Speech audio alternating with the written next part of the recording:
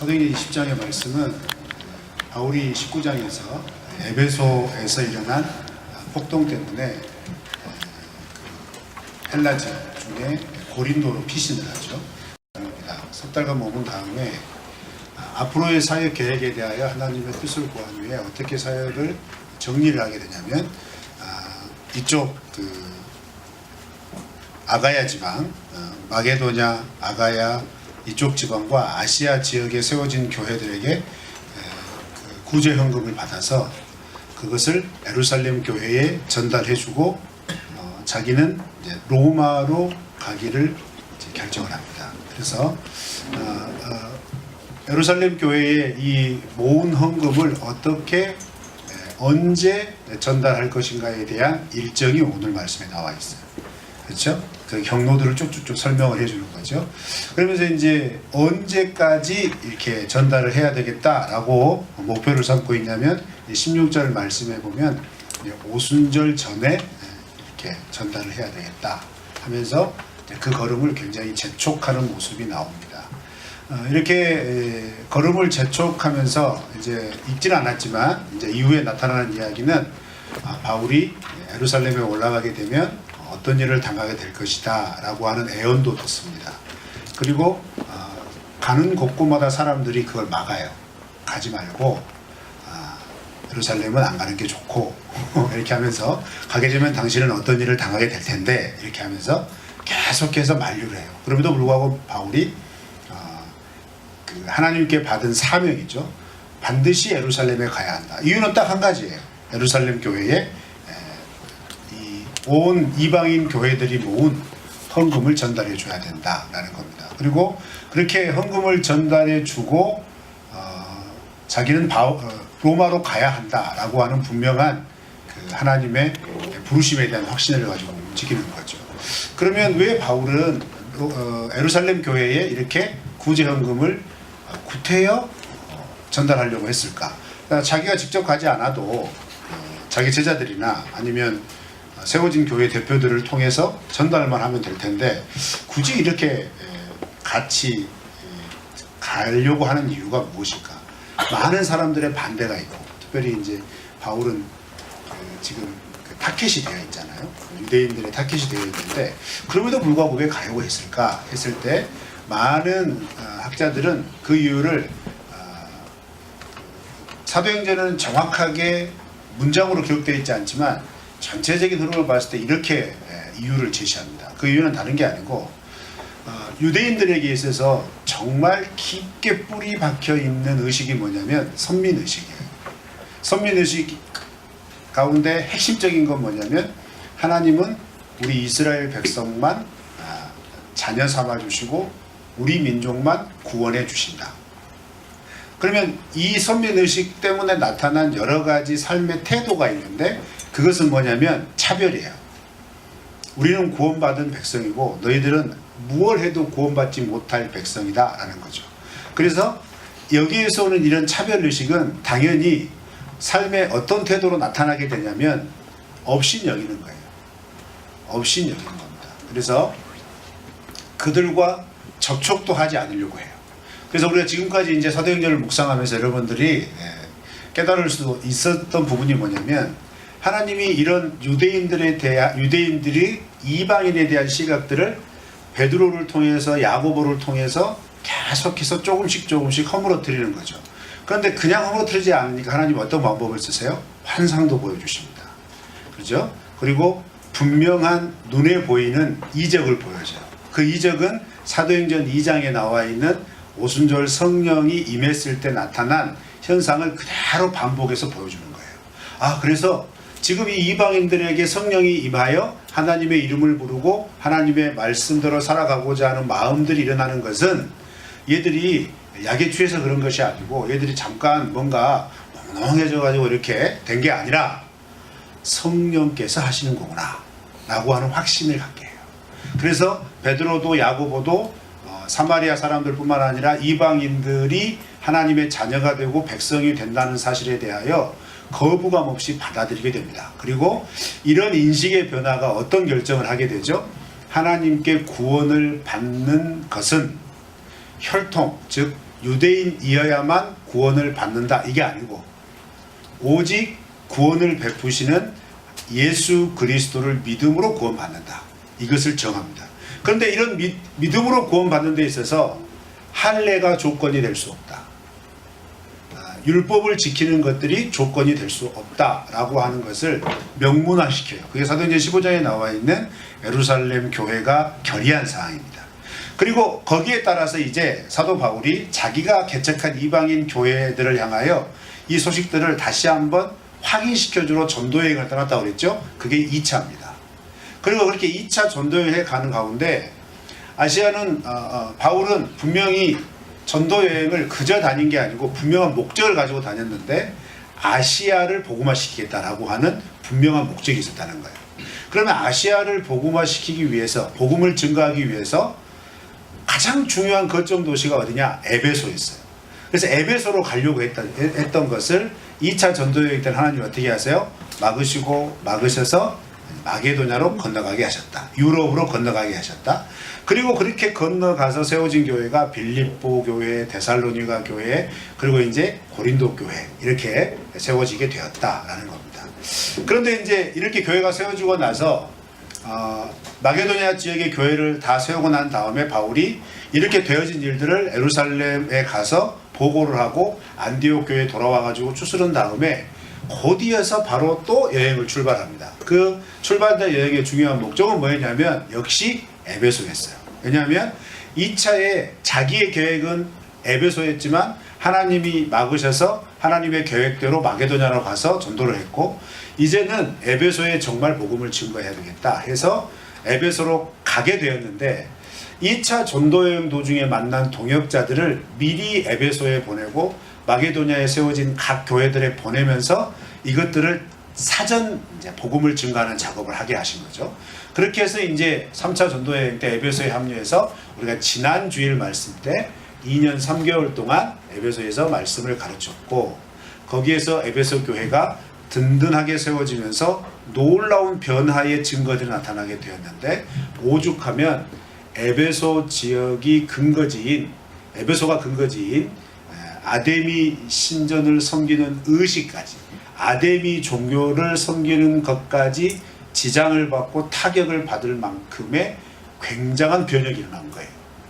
거기에다가 이제 또 영적인 분명한 증거들이 나타났던 게 이제 마술사들이 이제 다시 회개하고 그리스도의 자녀가 되게 된 것, 그리고 그것은 자기가 그토록 소중하게 여겼던 절대 가치, 마술책, 마술주문 이런 것들을 기꺼이 불에 던져 살을 만큼의 완전한 변화, 완전한 그 회심이 일어난 도시로 에베소가 되었다라는 것을 우리가 지난 시간에 배웠어요. 근데 이런 에베소에 이제 반발이 일어나게 되죠. 우리가 살펴보지 못했지만 바로 이어지는 얘기가 뭐냐면 은장색 데메드리오라고 하는 사람이 주동을 해서 아데미 여신을 섬기는 종교심을 부추겨 가지고 폭동을 일으킵니다. 이 폭동 때문에 바울이 에베소에서 더 이상 사역하지 못하고 피신을 하게 돼요. 피신을 하고 간 곳이 고린도였어요. 거기에서 이제 3개월쯤 있다가 2차 전도여행을 마무리를 했다는 거죠. 그리고 나서 이제 그 고린도에서 3개월 있으면서 그럼 앞으로 어떻게 내가 하나님의 복음을 증거해야 될 거냐라고 하는 하나님의 소명을 확인합니다. 그건 뭐냐면 로마로 가야 되겠다라는 강한 확신이 들어요. 그래서 로마로 가기 전에 그러면 지금까지 이렇게 하나님께서 이 이방 지역에 세워진 교회들이 어떤 수준에 이르렀는지, 그리고 유대인이든 이방인이든 동일하게 믿는 한 하나님께서 그 하나님 안에 있는 공동체 지체들이 어떤 자세로 살아가야 될 것인지에 대한 구체적인 삶의 지표, 성숙한 삶의 증거, 그것들을 드러내기를 원했어요. 그게 뭐였냐면 이제 막 생겨난 교회가 교회의 원 출발지인 예루살렘의 교회 기근과 가뭄 그리고 핍박 때문에 고통을 당하고 있는 그 교회를 도와주자라는 거였어요. 이건 인간적으로 보면 유대인이 어떻게 이방인의 도움을 받느냐라고 하는 왜곡된 시선으로 본다면 굉장히 자존심 상하는 일이었지만, 한편으로는 어떤 의미가 되냐면, 하나님의 한 가족, 하나님의 한 공동체가 되었다면 하나님의 방법은 내가 지금껏 가지고 있는 인식이나 시각, 관점에 얽매여서 내가 이해되는 방법으로 내 삶을 주관하시고 도와주시는 분이 아니라, 내가 이해되지 않지만, 내가 역사적인 관점으로 받아들일 수 없을 수도 있지만, 하나님이 전혀 생각하지 못하는 교회, 전혀 생각하지 못하는 사람들을 통하여 이렇게 도와주시는 것을 통해 무엇을 깨닫기를 원했냐면, 하나님의 복음이 경계를 넘어가고, 그 경계를 넘어간 복음은 반드시 모든 계층, 모든 세대, 모든 인종, 모든 사람들과 더불어 한 공동체를 이루게 되는 것이다 라고 하는 궁극적인 성경의 정신을 보여주기를 원한 거예요. 그래서 바울은 이제 막 생겨난 교회들에게 헌금하라고 한 겁니다. 그래서 예루살렘 교회를 도와주자라고 얘기를 한 거예요. 실제로 이제 사도행전에는 기록되어 있지 않지만 바울이 쓴 바울 서신 곳곳에 보면 1차, 2차 전도 여행의 경비는 안디옥 교회가 부담을 하지만, 안디옥 바울을 파송한 수리아의 안디옥 교회가 주로 감당을 했지만, 로마로 가는 경비, 로마에서 복음을 증가하는 경비는 바울이 세운 이방인 교회들이 대부분 감당을 해줍니다.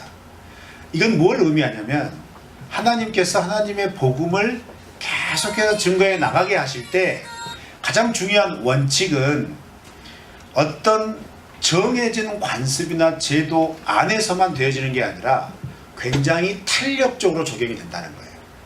근데 이제 가만히 생각해 보면 그리스도인들이 삶을 살아가는 데 있어서 굉장히 경직되어 있는 걸 봐요. 그렇죠? 이건 이래서 안 되고 저건 저래서 안 되고, 이렇게 하면 뭔가 걸리는 것 같으니까 안 되고 하면서 스스로의 삶을 경직되게 만들어요. 그런데 이렇게 경직되게 만들면서 스스로 어떻게 자부하냐면, 나는 경건하게 사니까 그러는 거야 라고 오해를 해요. 경건하게 사는 것과 경직되게 사는 건 다릅니다. 여러분, 예수님을 믿으면서 여러분의 마음에 하나님의 말씀 때문에 여러분의 마음의 상태나 여러분의 삶의 자세가 경직되어 있다면 이유는 몇 가지 되지 않나요? 가장 중요한 이유는 뭐냐면, 여러분이 하나님의 말씀에 대하여 오해하는 부분이 있을 수 있다는 겁니다. 그리고 또 중요한 이유는 덧붙여서 말하자면 뭐냐면, 하나님의 말씀을 오해하지 않았다면 여러분이 하나님의 말씀대로 살지 않기 때문에 마음에서부터 경직성이 일어나는 거예요. 주눅이 든다는 거죠. 그리고 하나님과의 관계적인 측면에서의 신앙생활이 아니라 뭔가 형식을 이루어가는 것에 치중해서 그것을 이루어가면 마치 신앙생활을 잘하는 것처럼 오해하게 되는 거죠. 그렇게 되면서 신앙생활이 굉장히 어떻게 되냐면, 뭔가를 열심히 하고 있는 것 같은데 마음에는 예수님께서 약속하신 편안함이 없어요. 그죠? 예수님이 복음을 증거하시면서 핵심적으로 산상수훈에서 말씀하신 결론 부분의 말씀이 뭔지 아세요? 수고하고 무거운 짐진 자들아 다 내게로 와라. 내가 너희를 쉬게 하리라. 나는 너희에게 평안을 주러 왔노라. 이렇게 얘기하거든요. 근데 여러분의 마음은 혹시 예수님을 믿으면서 편안하세요? 이유는 둘 중에 하나예요. 말씀을 오해해서 잘못 믿고 있든지, 아니면 제대로 알고 있는데 말씀대로 제대로 살지 못해서 오는 경직성이 있다는 거예요. 그러면 이런 문제를 어떻게 우리가 해결을 할 것이냐 라고 했을 때 간단합니다. 오해하고 있다면 말씀을 잘 배우면 돼요. 그러나 말씀은 어떻게 잘 배울까요? 사람들이 이렇게 생각해요. 성경을 잘 읽고 성경과 관계된 경건서적 많이 읽고 믿음의 선배들과의 대화 열심히 하고 이렇게 하거든요. 그것도 좋은 방법이에요. 그런데 기초와 기본을 세울 때는 FM대로 배우는 게 중요합니다. 경험이 가미된 적용된 이야기를 듣는 것보다 성경에서 원래 어떻게 얘기하느냐, 성경이 우리에게 요청하는 올바른 의미는 무엇이냐, 이것을 먼저 깨닫는 게 굉장히 중요해요. 그래서 성경을 다른 말로 뭐라고 일컫느냐면 캐논이라고 그래요. 잣대, 기준, 이런 의미라는 거죠. 근데 우리는 성경을 얼마나 여러분의 삶 가운데 기준으로, 잣대로 이렇게 여러분의 삶에 자리매김하고 있는지 한번 점검해 보세요. 만약 이게 안 돼 있다면 여러분이 생각하는 성경에 대한 오해가 실제적으로 성경의 의미와 충돌이 되어서 여러분 안에 계신 성령께서 근심하게 하는 거예요. 힘들게 한다 이 말이에요. 나는 분명히 성경 말씀에 대해서 성경 말씀으로 살아간다고 하는데 왜 이렇게 마음이 불편한지 모르겠다. 당연합니다. 성령의 가장 중요한 역할은 말씀을 올바로 깨우치시는 거예요.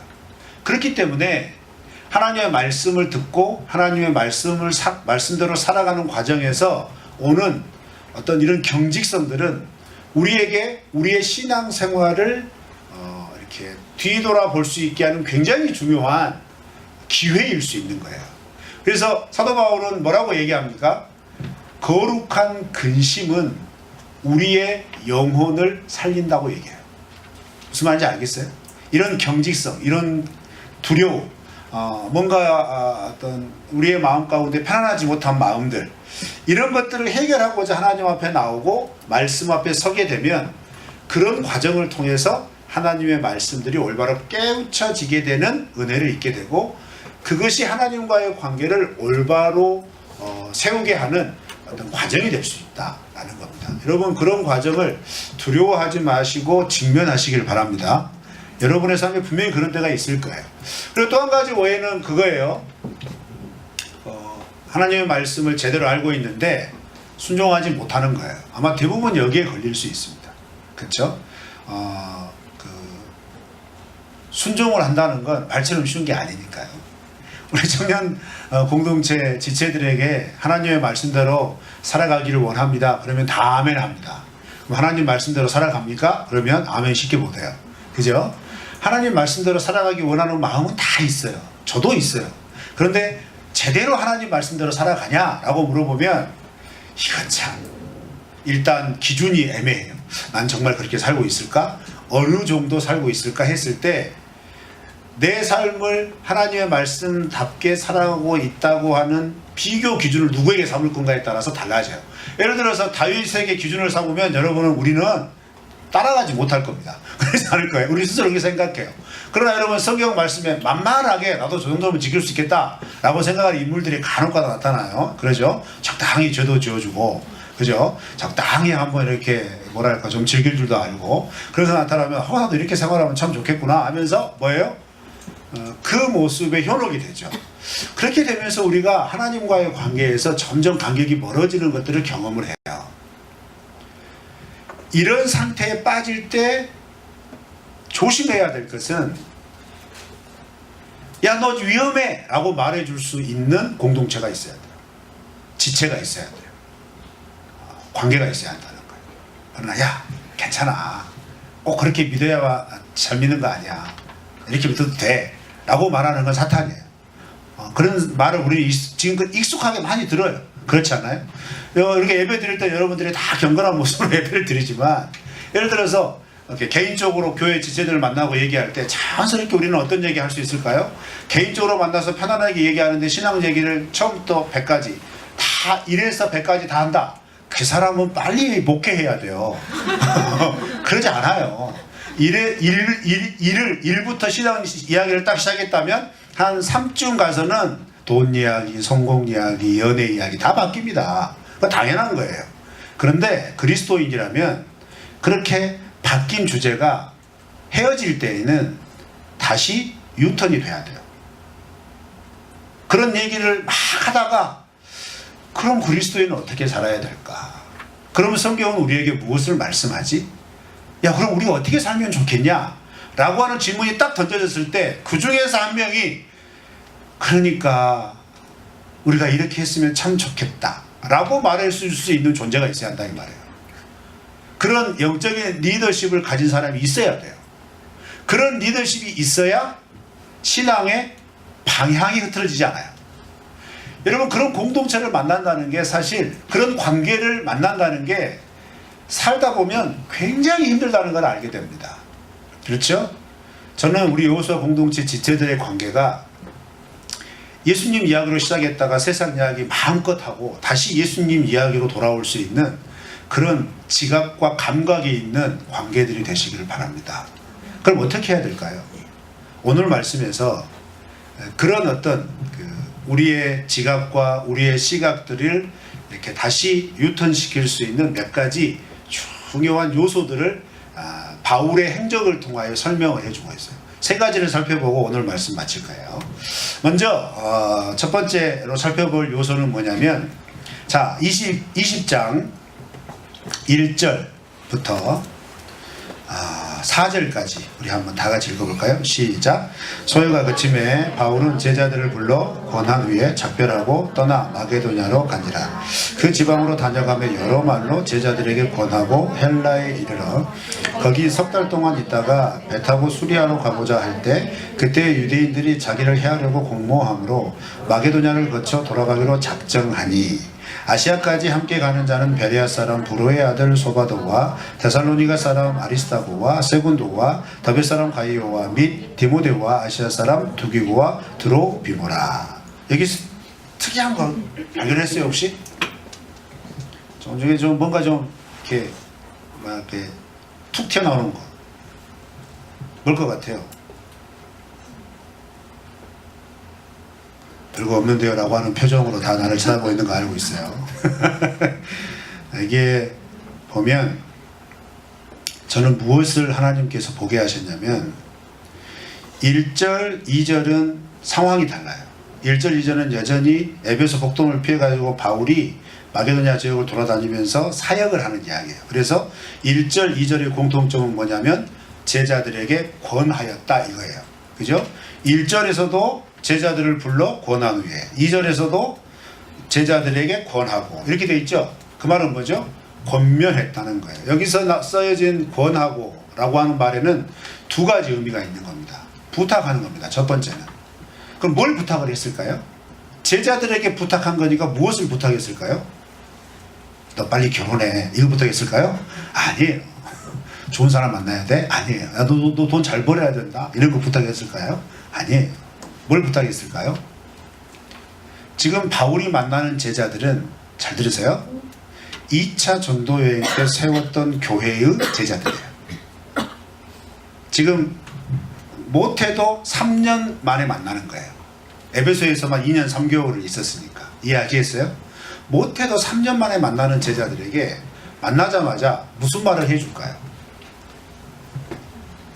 여러분이 바울이라면 3년 전에 교회를 열심히 함께 공동체를 만들어 왔어요.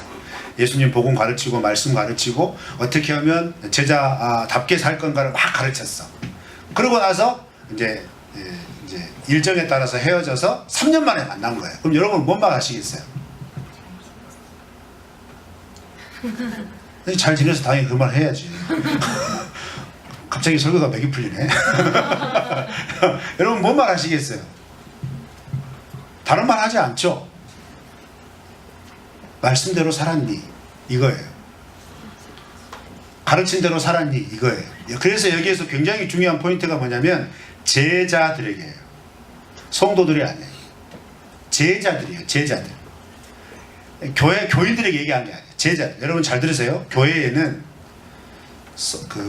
참 이렇게 표현하는 용어로 신앙의 어떤 이게 뭐라고 해? 이게 참 말을 좀 조심해서 잘해야 되는데 뭐랄까, 아무튼 성도가 있고 성도가 있고 제자가 있어요. 신약성경 용어에서 예수님 구원받은 사람들을 지칭할 때 거룩한 성도들에게 라고 하는 성도라는 용어가 있고 제자들이라는 용어가 있어요. 근데 놀랍게도 신약성경에서는 초대교회가 세워진 이후로 성도라고 하는 단어가 굉장히 많이 쓰여질 것 같았지만, 왜냐하면 다수니까, 그렇죠. 우리가 생각했을 때 성도는 다 예수 믿는 사람들이니까 우리가 생각했을 때. 그런데 많은 경우 훨씬 많은 경우 제자라고 하는 단어를 씁니다. 그 말은 뭘까요? 간단한 차이예요. 나 예수님 믿습니다 라고 단순한 고백의 차원의 수준에 있는 성도들이 아니라 예수님을 믿기 때문에 예수님이 그의 제자들에게 부탁한 것을 그대로 감당하는 사람들. 그럼 예수님이 그의 12제자들에게 부탁했던 게 뭐죠? 마태복음 28장 제일 마지막 부분에 나와 있는 명령이에요. 내가 너희에게 가르친 것을 다 가르쳐라. 그리고 지키게 해라. 그리고 세례를 줘라. 이런 명령들을 다 그대로 행하는 사람이라는 거예요. 그러니까 제자와 성도의 가장 큰 차이는 뭐냐면, 성도는 알고 믿는 사람, 믿고 있는 사람. 제자는 알고 믿어서 전하고 가르치는 사람. 그럼 여기서 제자의 가장 중요한 핵심은 뭐냐면 전하고 가르치는 사람이라는 거죠. 자, 그러면 전하고 가르칠 때 많은 어려움이 있어요. 지금 리더로 세워진 지체들에게 제일 막막한 건 뭐냐면 앞으로 리더 어떻게 해야 되지? 이런 걸 거예요. 그러지 않을까요? 지금까지 리더로 수고한 사람들은 시원섭섭할 거예요. 왜요? 막막했던 것도 있지만 참 하나님 주신 은혜도 있을 거고, 그러면서 시원섭섭할 거죠. 그러나 리더를 하면서 가장 큰 장벽은 뭐냐면 어떻게 해야 할까에 대한 두려움이에요.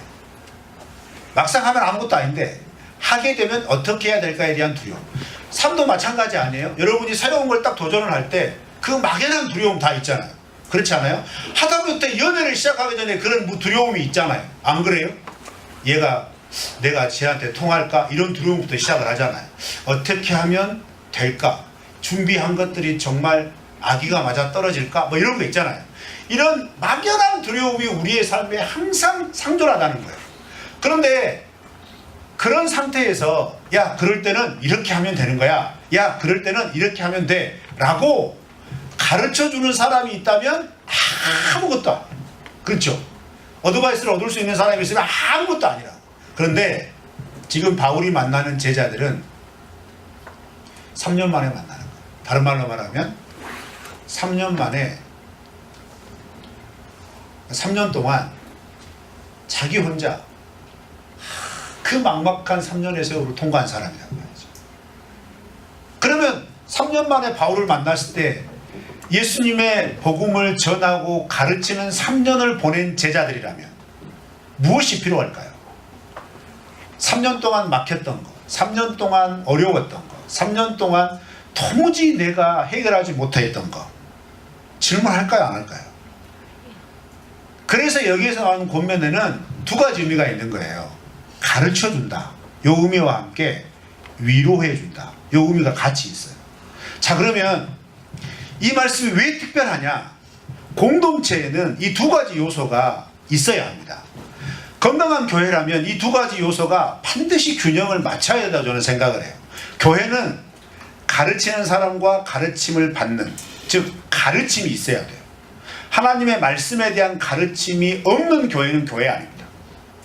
말씀의 표지에서도 가장 중요한 첫 번째 요소가 뭔지 아세요? 말씀의 선포야. 교회의 표지에서 가장 중요한 교회의 요소로서 첫 번째 요소가 뭐냐면 말씀의 선포예요. 여기서의 선포는 외친다 이렇게 생각하지 마세요. 이 선포의 의미는 여러 가지 요소 가운데 말씀을 가르친다, 말씀을 훈련시킨다, 그거 말씀을 우리의 이제 이해하기 쉬운 용어로 AS 해주는 거예요. 그냥 말씀 자체를 AS 하는 게 아니라 여러분들이 말씀을 가지고 순종하고 나아갈 때 부딪히는 모든 문제들에 대해서 도와준다는 의미예요. 그래서 이 말씀의 선포는 교회의 건강성을 이야기할 때 정말 중요한 거예요. 말씀다운 말씀이 가르쳐주고 있느냐, 말씀다운 말씀을 가르침 받고자 대가 지불을 하고 있느냐, 가르치는 사람이 있느냐, 가르침을 받으려는 사람이 있느냐. 그렇다면 여러분, 지금 우리 한국 교회는 크게 보면 왜 건강하지 못하죠? 가르치는 사람도 문제고 가르침을 받으려는 사람도 문제라는 거예요. 이게 문제예요. 나만 문제로 느껴지나? 전혀 공감을 못하는 것 같은데? 그렇지 않아요, 여러분? 여러분 교회 가서 하나님의 말씀을 제대로 배우고 싶다 라고 하는 마음이 막 불러일으킬 정도로 어떤 공동체의 분위기가 하나님의 말씀을 사모하는 분위기라면, 그런 공동체는요, 그 말씀의 어떤 기운 때문이라도 자정작용이 있어요. 요즘 지금 우리 한국 사회를 탁 치고 있는 놀라운 일들이 미투요, 미투. 지금 각계각층에서 까발려지고 있죠. 그래서 나도 한번 기도 시간에 주님, 제가 미투 대상자가 된 적이 있나요? 아쉽게도 나는 그런 적이 없었어요. 감사하게도. 그러지 않나? 나만 그렇게 생각하나? 우리 공동체 사역하면서 제가 가장 중요하게 생각했던 부분 중에 하나가 그거예요. 그래서 자매들 신방할 때 꼭 부회장을 데리고 갔어요. 개인적인 얘기를 하자면 꼭 교회로 와서 넓은 오픈된 장소에서 얘기를 했어요. 이게 저희 철칙이에요. 왜? 미투 대상자가 될까봐. 성경직임에 있었나 봐요. 근데 보세요. 이 미투 운동의 핵심이 뭐죠? 뭘 것 같아요? 저는 다르게 보지 않습니다. 지금까지의 문화 관습 웃긴 소리 하지 말아요. 이건 사회의 가장 기본적인 건강성에 대한 지표예요. 사람을 어떻게 바라보느냐, 남자와 여자를 어떻게 바라보느냐. 그러니까 성경적인 가치관에, 성경적인 시각에서 남자와 여자를 어떻게 얘기하죠? 그 성경적인 가치나 시각만 제대로 딱 받고 있으면 우리가 우리의 마음대로 상대를 대할 수 없습니다. 대해서도 안 돼요. 그런데 건강한 공동체에서 이런 성경에 가르치는 것과 성경을 가르침을 받는 일에 대해서 등한시하고 소외된다. 많이 모이고 잘 모이고 분위기 좋고 재밌는 것 같아도 그 공동체는 비전 없습니다. 말씀에 대한 열의가 사라지는 공동체, 비전 없어요. 초대교회 특징을 보세요. 계속해서 말씀을 찾습니다. 오늘 말씀에도 어떤 이야기가 나와요? 1, 2절에서 제자들에게 권면하고 이런 얘기가 나오지만 7절 이하에 드로아에서 일어난 일이 있죠. 드로아가 아니고 어디지? 거기 맞네. 드로아에서 일어난 일. 유두고가 말씀 듣다가 떨어져 죽어버리잖아요. 그죠? 그러니까 바울이 어떻게 해요? 야, 놀라지 마라. 생명이 그에게 있다. 그러면서 이렇게 기도하고 다시 살아나죠. 그 얘기가 이어지는 7절 말씀도 쭉 이어나요. 자, 그런데 이 부분을 이해를 하려면 먼저 우리가 무엇을 이해를 해야 되냐면, 생각해 보세요. 7절 말씀에 보면 그 주간의 첫날에 이렇게 시작을 해요. 뭐 별거 아닌 것 같죠? 그 주간의 첫날. 자, 오늘날 한 주간의 첫날은 언제죠? 달력 봐봐요. 달력. 우리가 주로 보는 태양력. 한 주간의 첫날은 뭐예요? 봐봐. 달력 안 봐요? 내가 잘못 보고 있나 봐야지. 달력 보면 한 주간의 첫날은 빨간색입니다. 일요일이죠. 태양력은 일요일이에요. 근데 여러분, 이게 뭘 의미하는지 아세요? 뭘 의미한다기보다는 성경에서 나와 있는 배경을 설명하자면 이거예요. 이 시대, 초대교회 시대에 유대인들은 하루의 첫 시간을 저녁으로 잡습니다. 왜요? 창세기 1장의 근거예요. 저녁이 되면 아침이 되니 이는 몇째 날이더라. 다 동일하게 되어 있어요. 저녁이 되면 아침이 됐다. 이렇게 해가지고 하루의 시작을 저녁으로 봐요. 그죠? 그리고 유대인의 주간의 시작은 토요일입니다. 그래서 유대인들은 안식일이 토요일인 거예요. 아시겠어요? 시작이니까. 근데 이때 당시 로마 시대에 하루의 시작은 새벽이에요. 해 뜰 때. 아시겠어요? 주간의 시작은 일요일입니다. 그런데 예수님은 금요일날 오후에 십자가에 못 박혀 죽으시고 완전히 이렇게 돌아가셨다가 언제 부활하시죠? 갑자기 충격 먹으려고 그러네. 부활 언제 해요? 주일날 새벽에 해요. 그쵸? 그래서 주일날 새벽에 부활해서 뭐예요? 자기의 부활을 알려요. 만약 예수님이 안식일날 부활했다면 부활이 알려질까요? 부활을 알리는 순간 예수님은 율법을 어긴 사람이 돼요. 왜요? 노동했으니까. 돌아다니죠. 부활 알리려고 사람들이 막 돌아다닐 거 아니야. 그러면 예수님과 예수님의 무리들은 이미 율법을 어긴 사람이 되는 거지. 그러니까 어떤 정장성도 부여받지를 못해. 이해하시겠어요? 문화가 그래요. 근데 이때 초대교회 당시에 그 주간의 첫날이라는 의미는 뭐냐면, 그래서 로마의 기준으로 보자면 일요일이 돼요. 자, 그러면 일요일은 쉬는 날이죠. 오늘날은. 그죠? 오늘날은 주 5일 근무니까 토요일 주일이 쉬잖아요. 그러면 이때 당시 초대교회 시대 1세기 당시에 쉬는 날이 있었을까요? 쉬는 날 없었습니다. 주 6일, 즉 6일 일요일 쉬는 것도 사실 300년 역사가 안 돼요. 주 5일 이제 선진국부터 시작해가지고 근대 현대에 접어들면서 들어오기 시작한 거예요. 아직도 여러분 동남아시아 지역 가면 주 5일 근무 아닙니다. 아시죠? 토요일날 다 근무해요. 여러분 지금 좋은 나라 살고 있는 거예요. 토요일날 근무 안 하니까. 물론 우리나라 중에서 토요일날 근무 안 하는 곳도 많죠. 하는 것도 많죠. 네, 하는 것도 많아요. 자, 무슨 얘기 하려고 그러냐면 그 주간의 첫째 날이 일요일이에요. 그러면 그 주간에 시작하는 첫째 날은 뭐 하는 날이에요? 일하는 날이에요. 일하는 날이기 때문에 바울이 말씀을 가르치려면 언제 해야 되냐면 낮에 가르칠 수 없어요. 일을 다 마치고 밤부터 가르쳐야 돼요. 그래서 바울의 말씀을 들으러 온 사람들은 어떤 사람들이었느냐? 부자면 상관없어요. 부자는 일 안 해도 되니까 하루 종일 편하게 놀고 쉬었다 올 수 있어. 그러나 대부분의 사람들, 하나님의 말씀을 듣는 사람들은 평민 이하예요. 노예도 있어요. 그럼 이 사람들은 하루 종일 뭐 하죠? 일합니다. 일해요. 그리고 일하고 나서 쉬는 자야 할 시간에 말씀을 들으러 나온 거예요. 그리고 그 말씀이 오늘 말씀해 보니까 언제까지 이어집니까? 밤이 깊도록 이어지는데 밤이 깊도록 이어지면서 유두고가 어쨌다는 거예요? 졸아서 떨어진 거예요. 자, 그러면 유두고는 평소에 습관이 항상 예배 시간에 조는 사람이었을까요? 아니에요. 이런 사정을 이해하면 이 밤 시간에 말씀을 들어 나왔던 사람들이라는 것 자체만으로도 이 사람들은 무엇에 대한 열정이 있었던 사람들이냐면 말씀에 대한 열정이 있었던 사람들이에요. 그리스도인은 어떤 사람들일까요? 상황과 여건에 따라 말씀에 대한 열정들이 왔다 갔다 한다. 그리스도인이 아니에요.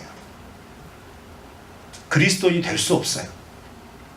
그리스도인이라면 어떤 상황 속에서도 말씀에 대한 기대치, 말씀에 대한 사모함, 그 말씀을 내 삶 가운데 이식시키기 위한 대가 지불, 이런 것들을 기꺼이 감수할 수 있을 정도로 말씀에 대한 사랑이 있어야 하는 사람들이 그리스도인인 거예요. 입술로는 예수님 사랑합니다 고백했는데 그 예수님이 말씀 자체이시라는 걸 모른다면 어떻게 될까요? 말씀 안 읽어요. 우리가 예수님 어떻게 만날 수 있습니까? 그러면 우리를 혐오시키는 목회자들은 어떻게 얘기하냐면 기도 많이 하면 환상 중에 볼 수 있다. 웃기는 소리 하지 말아요. 기도 많이 하면 환청 들린다. 기도 많이 하면 하늘의 언어로 기도하니까 그때 만날 수 있다. 웃기고 있네. 말도 안 돼요. 그거 최면입니다. 나 너무 심하게 얘기했나? 그럴 수 있어요. 하나님 그런 방법을 사용할 수 있으니까 빨리 그냥 좀 깔아놔야죠. 그럴 수 있어요. 그런데 여러분 보세요. 예수님이 요한복음 1장을 시작하면서 자기를 어떻게 규정하셨어요? 태초에 말씀이 있었다. 그 말씀은 곧 예수님이다. 이렇게 시작을 해요. 그리고 그 예수님이 누구시냐라는 것에 대해서 요한복음은 쭉 설명을 하는 거예요. 그럼 봐요 여러분. 예수님을 사랑하는 사람은 사랑하는 예수님에 대해서 알고자 하는 마음이 당연히 생기고, 그렇게 당연히 알고자 하는 마음을 우리 안에 계신 성령께서는 어떻게 이끌어 주시냐면 그것을 제대로 알 수 있도록, 그리고 배운 것보다 더 풍성하게 깨우쳐지도록 도와주시는 게 성령의 역할이란 말이에요. 그런데 오늘날 한국교회의 가장 큰 문제, 우리 공동체의 문제일 수도 있어요. 말씀에 대한 사랑, 말씀에 대한 열정이 유두고만큼 없어요. 유두고만큼 없다고. 유두고만큼. 성경을 잘 모르는 사람이 유두고, 이 자식이 좀 잠 좀 잘 자고 푹 쉬었다가 예배 시간에 졸지 않게 좀 오지 말이야. 예배 시간에 말씀 듣는 시간에 이렇게 졸아갖고 떨어져 죽어버리고 말이지. 이딴 식으로 행사한다. 이거 아니에요. 치열한 삶의 현장을 고스란히 통과하고 나서 자기가 충분히 쉬어줘야 할 그 시간에 자기의 육신의 피곤함을 대가집을 하고 말씀을 들어 나온 거예요. 그렇게 말씀을 들어 나왔는데 유두고가 떨어져 죽어버렸네. 그러면 똑같은 동병상련의 마음을 갖고 있는 대다수의 성도들이 그렇게 죽는 유두고를 보고 어떤 마음이 들었을까요? 깊은 낙담이 있겠죠. 시험도 들 수 있겠죠. 그런데 그 유두고가 바울이 기도하면 어떻게 돼요? 다시 살아나요. 그래서 그 부분을 어떻게 이 성경에서 표현을 하고 있냐면, 자 12절 보세요. 12절 다 같이 읽겠습니다. 시작. 사람들이 살아난 청년을 데리고 와서 적지 않게 위로를 받았다. 위로를 받았다라는 거예요. 말씀에 대한 열정이 때로는 우리에게 예기치 못한 곤란함을 경험하게 해요. 그거 뭐죠? 오늘 말씀을 빌리자면 유두고의 죽음이에요. 그런데 그런 말씀에 대한 열정으로 유두고가 죽었는데 하나님의 놀라우신 은혜로 유두고가 다시 살아났어요. 그러니까 사람들의 반응이 뭐예요? 와, 어떻게 다시 살아났지? 놀랍다. 나 옛적 본 적 없다. 이런 반응이 아니에요. 누가는 이 부분을 설명하면서 위로라고 하는 단어를 써요. 위로. 그 말은 뭐죠? 유두고의 형편이나 자기들의 형편이나 똑같다는 거예요. 똑같은 그런 형편 속에서도 유두고가 당한 일이 곧 자기가 당한 일일 수 있다는 거죠. 유두고가 방바닥에 아니면 벽에 기대갖고 있다가 졸았으면 이런 일이 발생했을까요? 발생하지 않아요. 창틀에 걸터 앉았다가 떨어져 죽은 거죠. 무슨 말인지 알겠어요? 그러면 창틀이 그렇게 많을 수 있을까요? 별로 없어요. 그러니까 창틀에 앉았다는 얘기는 뭐예요? 이미 공간이 꽉 차 있다는 얘기잖아요. 상식적으로 생각을 해봐요. 공간이 텅텅 비어있는데 뒤에가 창틀에 딱 걸터 앉았어. 이러면 또라이예요, 또라이. 이런 놈은 말씀을 들을 자격이 없는 놈이야, 이런 놈이. 그런데 뭐예요? 꽉 차서 앉을 데가 없으니까 창문에 걸터 앉은 거예요. 이해하시겠어요? 그 말은 무슨 말이냐면, 지금 이 드로아 지역에 드로아의 성도들은 자기들의 삶의 고단함 가운데서도 바울이 하나님의 말씀을 가르치고자 했을 때 그 말씀을 듣고자 하고 그 말씀의 가르침을 받고자 하여 자기들의 피곤함을 아랑곳하지 않고 나왔다는 거예요. 모두가 다 동면상련의 마음을 가지고 그 자리에 앉아 있었는데 놀랍게도 말씀의 깊이가 더해지려고 하는 그 순간에 쿵 하는 소리가 나고 사고가 난 거예요. 그럼 여러분, 이 사건이 이대로 딱 끝나게 되면 어떤 일이 벌어질까요? 분명히 불평이 나올 거예요. 분명히 불만도 나올 거고 분명히 한탄도 나올 거고, 뭐예요? 하나님에 대한 원망이 일어날 수도 있어요. 그리고 그런 원망은 단순히 하나님에 대한 원망에서 그치는 게 아니라 어떤 원망까지 이어갈 수 있을까요? 괜히 예수 믿었네, 예수 믿으니까 나에게 득이 되는 거 없네 라고 하는 비약이 계속해서 일어날 수 있다는 거죠. 여러분, 신앙생활 할 때 이런 경우 많이 있지 않았어요? 하나님은 전혀 변한 게 없는데 여러분의 마음과 삶과 감정의 상태에 따라서 하나님을 비약하는 게 얼마나 많아요. 그런데 그런 상황에서 하나님이 어떻게 하신 거죠? 그런 완전히 죽었던 유두고를 살려내신 거예요. 그러니까 사람들이 그 말씀 때문에 일어난 이 일련의 사태를 보고 그들의 마음속에, 아, 하나님이 이렇게 우리를 사랑하시는구나. 아, 하나님이 이렇게 우리를 생각해 주시는구나. 하나님이 이렇게 우리에게 놀라운 일을 보여주셔서 하나님의 말씀대로 살아가는 것에 대한 뭐죠? 은혜를 깨닫게 하는 거예요. 그게 그들의 삶 가운데 무엇으로 표현이 되었냐면 위로가 되었다라고 표현을 해요. 근데 여러분, 저는 이 부분에서 이렇게도 생각을 해봤어요. 여러분, 여호수아 청년 공동체 나오셔서 예배드리고 말씀을 들을 때, 가정별로 모여서 말씀을 나눌 때 여러분에게 위로가 되세요? 여러분에게 뭔가 여러분의 마음속에 격려가 되세요? 우리가 그런 공동체가 되었으면 좋겠습니다. 듣기에는 귀에 거슬리는 찌르는 말이 나온다 할지라도 영혼이 그 찌르는 것으로 인하여서 도전을 받아서, 그렇구나, 내가 하나님의 말씀대로 살지 않으면 정말 안 되겠다라고 하는 깊은 각성이 일어나고, 그런 각성에서 멈추는 게 아니라 오늘 말씀처럼, 그래, 하나님의 말씀대로 살아가기 위해서 하나님이 어떻게 우리를 돌보시고 우리를 어떻게 보호하시는구나 라고 하는 것에 대하여 너무나 좀 상황에 맞지 않는 얘기긴 하지만, 이렇게 하나님이 상황을 역전시키신 걸 보게 하심으로, 그래, 하나님의 말씀대로 살아가는 길에는 이런 하나님의 도우심이 있구나, 이런 하나님의 격려가 있구나 라고 하는 것을 깨달을 수 있는 그런 마음들이 되시길 바라요. 그리고 그런 마음들로 이 공동체에서, 이 교회에서 하나님의 말씀을 더욱 사모할 수 있는 마음들이 일어나는 은혜가 있으시기를 축원합니다. 이게 첫 번째예요. 열정이 있냐, 말씀에 대한 열정. 그 다음에 이 열정을 감당해 나가는 과정에서 바울의 입장에서 보자면, 바울을 혼자 그 길을 걷게 하지 않아요. 오늘 말씀에 보니까 3절 4절 말씀에 보면 이어져가는 모든 여정 가운데 누가 따라 붙습니까? 동역자들이 따라 붙어요. 이유는 단 한 가지예요. 바울을 혼자 보냈다가 유대인들에게 붙잡혀서 큰일 당할까 봐. 그래서 여러분 생각해봐요. 4절 말씀 표현을 봐요. 아시아까지 함께 가는 자는, 어디서부터 함께 가냐면 고린도에서 이제 아시아로 가는 거예요. 고린도에서 배 타고 에베소로 가는 거예요. 근데 처음에 가려고 했더니 이전 말씀 이런 말이 나와요. 사람들이 항구에서 기다리고 있다는 거예요. 유대인들이. 왜? 바울 잡아서 죽이려고. 그러니까 제자들이 어떻게 해요? 바울 이름 알고 소식을 가져온 사람들이 배 타고 가지 말고 육로로 가세요, 이렇게 얘기해요. 그래서 육로로 보낸 게 아니고 같이 갑니다. 나 여기서 감동받았네. 잘 가라, 조심하세요, 이런 말 누구나 알 수 있어요. 가다가 어려운 일 만날 수 있습니다. 절대 튀지 마세요. 그 사람들이 지나면 얼른 숲속으로 숨으세요, 이런 말은 누구나 할 수 있어요. 근데 같이 갔다는 거예요. 건강한 공동체는 같이 가는 공동체라는 겁니다. 동역하는 공동체라는 거예요. 여러분, 우리 여호수아 공동체가 그런 공동체가 되었으면 좋겠어요. 지금 오늘부터 이제 가정이 개편이 되어서 새롭게 이제 모임이 시작이 됩니다. 제가 의도적으로 적용하는 거예요. 여러분, 가정 모임 같이 가세요. 혼자 말 많이 하지 마세요. 혼자 막 생뚱맞게 분위기 주도한다고 좀 썰렁하게 하지 마시고, 분위기 잘 살피시고, 리더 말 잘 들으시고, 상대방 말 잘 들어주시고, 분위기 잘 맞춰주시고, 기다려주시고, 이해해주시고, 이렇게 해보라 이 말이에요. 이게 중요하다 이 말이죠.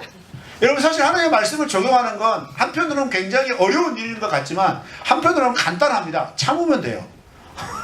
말하고 싶은 거 참고, 뭔가 이렇게 간섭하고 싶은 거 참고, 그러면서 리더십을 존중해 주는 거죠. 그리고 같이 가는 거예요. 여러분, 같이 가는 사람들이 누구 때문에 같이 가죠? 바울 때문에 같이 가요. 바울 때문에.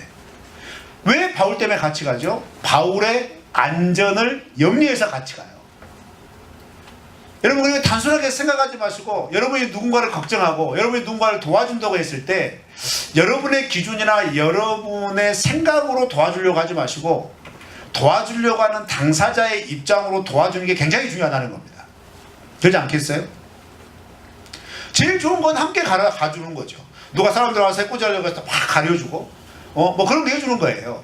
그런데 여러분, 이것을 오늘날 우리 공동체에 적용을 하고자 한다면 어떻게 적용할 수 있을까? 곰곰이 생각해 봤어요. 우리가 가족 모임을 새롭게 시작을 하고 공동체로서의 어떤 걸음들을 시작을 할 때 우리에게 필요한 게 무엇일까? 바울이 이와 관련되어서 교회 안에 성도들 간의 관계에 있어서 굉장히 중요한 요소를 바울이 쓴 편지 가운데 반복해서 말하는 게 있는데, 그게 뭐냐면 이해와 배려입니다. 이해는 우리가 자주 쓰고 있는 그 사자성어로 표현하자면 역지사지예요. 어려운 거 아니죠? 역지사지. 쟤를 왜 저렇게 리더를 저렇게 하는데, 이게 아니고, 내가 리더였어도 저렇게밖에 할 수 없겠다, 이런 거 있잖아요. 역지사지. 배려는 뭐죠? 배려. 양보하는 거예요. 참아주는 거예요. 그 사람의 입장에서 기다려주는 거예요. 굉장히 중요한 요소거든요. 근데 만약에 우리의 모임 안에 이런 것들이 순식간에 사라지잖아요. 이제 가족 모임이, 소그룹 모임이 지루한 시간이 되는 거예요. 내 마음에서부터 어려운 시간이 되는 거죠. 새롭게 시작하는 공동체일수록 하나님께 필요한 은혜는 특출나고 특별한 사람들이 계속해서 일어나는 게 아니고 천천히 가더라도 함께 가는 겁니다. 저는 우리 여호수아 공동체가 그런 공동체가 되기를 바랍니다. 말씀에 있어서 열정이 있다면 그 열정은 나만의 열정에서 끝나는 게 아니고 같이 가는 열정이 되어야 한다는 거예요. 우리 모두가 말씀에 대한 사모함이 있다면 그 사모함은 내 안에서 멈추는 게 아니라 서로 격려해서 말씀 안에 설 수 있도록 도와주는 사랑과 배려로 나타나야 한다는 거고, 함께 가는 그런 모습으로 나타나야 그 공동체가 건강한 공동체가 될 수 있다는 겁니다. 여러분, 저는 이런 공동체를 꿈꿉니다. 여러분도 꿈꾸시기를 바랍니다. 두 가지예요. 열정과 그다음 뭐예요? 동역, 배려, 함께 하는 것. 그다음 마지막 세 번째는 뭐냐면요. 아이고, 오랫동안 들으셨네요. 위로입니다. 위로. 아까 유두고 이야기하다가 잠깐 안 했는데 위로에 대한 부분이에요. 여러분, 공동체에서 위로를 받는다는 건 무엇으로 위로를 받을까요? 많은 사람들이 사람들에게서 위로를 받기를 원할 때는 자기들만의 기준이 확실합니다. 그러나 여러분, 하나님의 공동체에서 하나님이 주시는 위로가 과연 무엇일까요? 그건요, 말씀이 증명되는 위로입니다. 이게 유두고 사건에서 나온 거예요. 말씀이 내 삶 가운데 증명되는 것, 그것이 우리에게 굉장한 위로가 돼요. 그 말은 다른 말로 얘기하자면, 야, 내가 쓸데없는 거 믿고 있지 않구나 라는 거예요. 바울이 이런 얘기를 했습니다. 우리가 예수 그리스도의 부활을 믿지 않는다면 우리의 믿음이 뭐냐 라고 얘기를 해요. 우리가 죽었다가 살아나신 예수님처럼 우리의 육신의 부활을 믿지 않고 예수님이 다시 오실 그 재림을 믿지 않는다면 우리의 믿음이 도대체 무슨 의미가 있냐, 이렇게 얘기해요. 그런데 보세요, 바울에게는 이 유두고 사건이 어떤 위로가 되냐면, 지금 바울은 예루살렘으로 가는 여정이 어떤 여정이냐면 사자굴에 들어가는 여정이에요. 호랑이 굴에 들어가는 여정이라고요. 가서 핍박당할 걸 뻔히 알면서 가요. 헌금 들고 가는 거예요. 도와주기 위해서. 그러나 가면 붙잡혀서 고초를 당할 거라는 것도 분명히 알아요. 그렇게 알고 출발한 길이에요. 그렇게 알고 출발한 길에 그 출발의 초입에 어떤 사건이 일어난 거예요? 유두고 사건이 일어난 거예요. 그럼 유두고 사건은 어떤 의미를 바울에게 줄 수 있을까요? 야, 너 지금 죽는 심정 같지? 예루살렘에 가면 죽을 것 같지? 걱정하지 마라. 내가 너를 살릴 거다. 내가 너를 보호할 거다. 확실한 증거예요. 이해하시겠어요, 여러분? 죽으러 갈 것 같은 예루살렘으로 가는 여자. 근데 하나님은 유두고를 살려주시면서 뭐라고 말씀하시는 거예요? 뭐라고 증거하시는 거예요? 내가 살린다. 내가 보호한다. 내가 너와 함께한다. 특별히 바울이 유두고를 살리는 과정을 누가는 어떻게 기록을 하고 있냐면 10절에서 이렇게 기록합니다. 다 같이 읽겠습니다. 시작. 바울이 내려가서 그 위에 엎드려 그 몸을 안고 말하되 떠들지 말라, 생명이 그에게 있다 하고. 자, 이게 이제 목회자로서의 이제 고민이 나와요. 어떤 고민이 나오냐면, 지금 이런 상황인 거예요. 창문에 딱 떨어져 내려가 보니까 죽은 거예요. 모든 사람이 죽었다는 걸 인식할 정도로 정확하게 죽은 거예요. 자, 얼마나 당황스러울까요? 진짜 당황스럽습니다. 이거 정말 난감한 거죠. 근데 보세요, 바울이 그렇게 떨어져서 누워있는, 눕혀져 있는, 이거 엎드려져 있든지 눕혀져 있든지 아무튼 그렇게 바닥에 있는 유두고 위에, 오늘 말씀을 보니까 어떻게 설명을 하고 있냐면, 그 위에 엎드려서 그 몸을 안았다, 이렇게 얘기해요. 이제 원문을 보니까 어떤 의미가 있냐면, 이 부분은 여러분 혹시 그 열왕기 상에서 어떤 이야기가 있냐면, 엘리야가 수넴 여인의 아들을, 엘리사가 수넴 여인의 아들을 살리는 장면이 나와요. 근데 어떻게 살리는지 압니까? 침대에 누워있는 아이 위로 엘리야가 몸으로 덮습니다. 그와 똑같은 표현이에요. 그러면 바울이 이 행동은 어떤 행동일까요? 엘리야의 이야기를 알았다는 얘기일까요? 몰랐다는 얘기일까요? 알았다는 얘기죠. 똑같은 거란 말이에요, 표현 자체가. 그러면 무슨 얘기냐면, 그렇게 한 행동에는 어떤 믿음이 있냐면, 어떤 기대가 있냐면 살려주시라는 기대가 있는 거예요. 간절한 소망이 있는 거예요. 이해하시겠어요? 여러분이 그걸 이해하시려면 모르겠지만 저는 이런 경우를 참 많이 경험해 봤어요. 제가 이제 처음에 전도사로 사역을 시작할 때 나주에서 귀신 들린 청년이 있었어요. 시간만 나면 부모님이 나를 불러요. 이제 전도사 사역 나왔는데 25살. 전도사님이 기도해주면 우리 딸에게 들린 귀신이 나가겠다는 거야. 그럼 전도사는 그걸 성도에 부르면 가야죠. 가서 이제 기도를 해줘야 돼. 근데 기도를 하는데 내 안에 그런 마음이 있는 거예요. 나갈까? 안 나가면 어떡하지? 저 귀신이 나를 붙잡으면 어떡하지? 나를 덮치면 어떡하지? 왜냐하면 사도행전에서 그 얘기 나왔잖아요. 야, 내가 바울도 알고 예수님도 아는데 넌 누구냐? 하면서 귀신이 덮쳐버렸잖아요. 사실 나 알고 있는 이야기거든요. 그때 귀신 대적하려고 가서 기도해 주려고 갈 때 그런 두려운 마음이 계속해서 일어나는 거예요. 내가 기도하는데 갑자기 이 청년이 나를 덮쳐버려. 근데 내가 예수님의 이름으로 웃기고 있네 하면서 내 뺨을 때려. 이런 상상을 하는 거예요. 그럼 여러분 이게 이 상상이요 어마어마하게 소름 끼치는 상상입니다. 그럼 난 그때부터 목회 못하는 거예요. 난 전도사로서의 권위가 떨어지는 거지. 이제 목회자로서 목회 얘기를 이제 적어야 됩니다. 왜? 쪽팔리잖아요. 쪽팔리잖아. 기도했는데 기도에 뭐예요? 권위가 없는 거잖아. 이게 인간적인 생각인 거죠. 기도의 권위는 예수님의 이름에서 나오는 건데 그걸 내가 신뢰 못하는 거예요. 기도 안 들으면 어떡하지? 이런 생각하니까 저는 여러분 이게 실제적이었어요. 왜? 나는 목회자니까.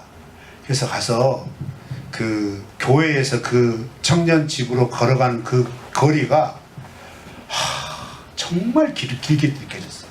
그리고 대문을 딱 들어서서 청년이 있는 방까지 들어가는 그 마당을 지나 마루로 올라가는 그게 한 몇십 년 지나는 것 같아요. 막 땀이 삐질삐질 나요. 얼마나 긴장했는가 몰라요.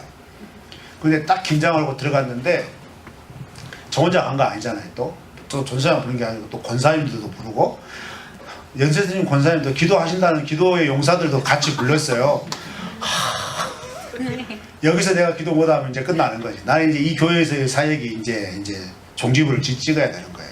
근데 딱 올라가자마자 기도하러 딱 모이니까 그 귀신이 뭐라고 얘기를 하냐면 야 너희들 못 알아왔어 그러는 거예요. 여러분 말씀을 들을 때 이렇게 총명해야지 간증을 들을 때 이렇게 총명하면 안 되는데 곤란합니다. 이러면 곤란합니다. 야 너희들 못 알아왔어 이렇게 하는 거예요. 너희들 못 알아왔어 이렇게 하면서 이 귀신 들린 청년의 눈초리가 어디를 향하냐면 기도 제일 많이 하는 권사님한테 향하는 거예요. 왜? 왜 왔어? 기도해도 나 안 나갈 거야? 막 이래요. 그러니까 난 더 쫄았지. 저 권사님은 새벽에도 안 봐주고 막 사십을 했다고 그러고 막 그런단 말이지. 완전 쫄았어요. 주여 어떻게 하면 좋습니까? 등에서는 땀이 삐질삐질 나는데 그러고 나서 이 귀신이 얼마나 강교하냐면 같이 갔던 권사님들의 약점을 얘기를 하기 시작해요. 그 정도로 귀신이 강교해요. 그러면서 딱 나를 쳐다봐요. 전도사님 오셨네요. 조용히 할게요. 그러는 거예요. 여기에서 제 권위가 팍 올라갔습니다. 딱 한마디. 전도사님 오셨네요. 저는 조용히 있을게요. 그걸 딱 끝난 거예요. 근데 귀신이 나왔을까? 안 나왔어요. 그냥 조용히 있었어요. 조용히. 저는 그때 이제 풋내기 사역자에서 연권도 없고 양력도 없으니까 기도만 열심히 했죠. 근데 그 말 한마디에 모든 상황이 정리가 됐어요. 깨달았죠. 내 현재의 상태가 중요한 게 아니구나. 내 현재의 어떤 자리가 중요한 게 아니구나. 내 안에 계신 예수 그리스도를 내가 얼마나 진실하게 믿고 얼마나 사모하는 마음으로 있었는가가 중요한 거구나. 근데 사실 이것도 부끄러워. 왜요? 나는 예수님을 의지해야겠다는 생각보다 기도 안 들어주면 어떡하지? 내가 이렇게 예수님의 이름으로 명령했는데 그냥 피식 웃어버리면 어떡하지? 이런 쓸데없는 걱정하고 갔잖아요. 그런데 귀신은 예수님의 이름을 증거하는 사역자 앞에 나이에 적고 많음에 상관없이 예수 그리스도의 이름 앞에 인정을 한 거예요. 그래서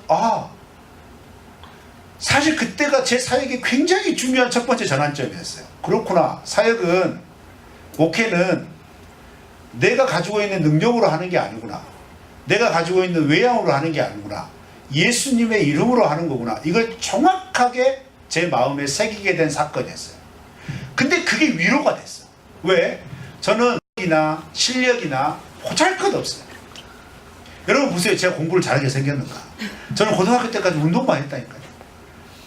이거 절대 공부 스타일이 아니에요. 제가 안경을 벗는 순간 여러분이 시험에 들 겁니다. 안경이 제 인상을 굉장히 커버를 해주고 있다고 저도 알거든요. 그래서 예전에는 금태를 썼지만 지금은 뿔테를 쓰는 이유가 있어요. 왜? 더 부드럽게 보이기 위해서. 왜냐하면 날 때 인상은 변하지 않거든요. 이 눈초리가 변하지 않아요. 지금은 많이 눈꼬리가 찢었지만 예전에는 또 많이 찢어지기도 했죠. 그럼에도 불구하고 하나님이 그렇게 주눅들어 있는 나에게 그 말 한마디로, 그래, 사역자에게 하나님이 주시는 위로가 이런 거구나. 그때 확실히 느꼈어요. 근데 저는 그런 사건으로 느꼈는데, 그 이후로 목회 현장에서 사역을 할 때마다 하나님의 한 가지 확실한 거 주신 게 있어요. 말씀이 확인되는 순간순간은 그 어떤 순간보다 비교할 수 없는 감격이 있어요. 그 위로가 있어요. 그게 소망이 돼요. 여러분, 이것이 목회자들에게만 주어진 특권이 아니란 말이에요.